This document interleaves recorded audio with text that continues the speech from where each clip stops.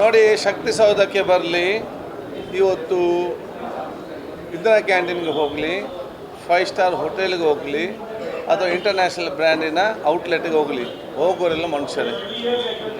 ಪ್ರತಿಯೊಬ್ಬರ ಮನುಷ್ಯ ಆರೋಗ್ಯಕ್ಕೂ ನಮಗೆ ಇಂಪಾರ್ಟೆಂಟ್. ಅದಕ್ಕೆ ಎಲ್ಲ ಕಡೆ ತಪಾಸಣೆ ಮಾಡಿ ಅವರವರನ್ನು ಸರಿಪಡಿಸೋದು ನಮ್ಮ ಜವಾಬ್ದಾರಿ. ಆ ಕೆಲಸವನ್ನು ನಾವು ಇವತ್ತು ಮಾಡ್ತಾ ಇದ್ದೇವೆ. ನಾಳೆ ನೀವು ಅಲ್ಲಿ ಹೋಗಿ ಟೀ ಕುಡಿದ ಪರಿಸ್ಥಿತಿ ಎಂತಾಗ್ಬೋದು? ನಿಮ್ಮ ಕ್ವಶನ್ ಅಲ್ಲ, ಮತ್ತು ವಿಧಾನಸೌಧದಲ್ಲಿ ಇಷ್ಟು ದಿನ ತಮಗೂ ವಾದ ಬರ್ತಿತ್ತಲ್ಲ ಸರ್, ಎಂತ ಮಾಡೋದು ಈಗ? ನೀವು ಹಾಗೆ ನಾವು ಸುಮ್ಮನೆ ಕೂತ್ಕೊಳ್ಳಿಕ್ಕೆ ಆಗ್ತದಾ? ಏನು ಮಾಡೋದು? ಒಂದಲ್ಲೊಂದು ಟೈಮ್ ನಾವು ಈಗ ನೋಡಿದ್ದಕ್ಕೆ ನೀವು ಧನ್ಯವಾದ ಸಲ್ಲಿಸ್ಬೇಕು. ಈಗ ನನಗೆ ಇಲ್ಲದ ಜೀರಲ್ಲಿ ಪ್ಲೇಟಲ್ಲಿ ನೀವೆಲ್ಲ ತಿಂತ ಇರ್ತಿರ್ತೀರಿ.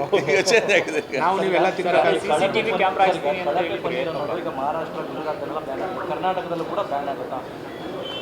ಖಂಡಿತವಾಗಿ ಈಗ ಹೇಳಿದ್ದೇವೆ, ಕೃತಕ ಪನ್ನೀರಲ್ಲ, ಯಾವುದು ಕೂಡ ಇರಬಾರ್ದು. ಕೃತಕ ಬ್ಯಾನ್ ಎಲ್ಲ. ಆದ ಕಾರಣ ಅದಕ್ಕೆ ಸಪ್ರೇಟ್ ಆದೇಶ ಅಂತಲ್ಲ, ನಮ್ಮ ಆಲ್ರೆಡಿ ಆ್ಯಕ್ಟಲ್ಲಿ ಇದೆ.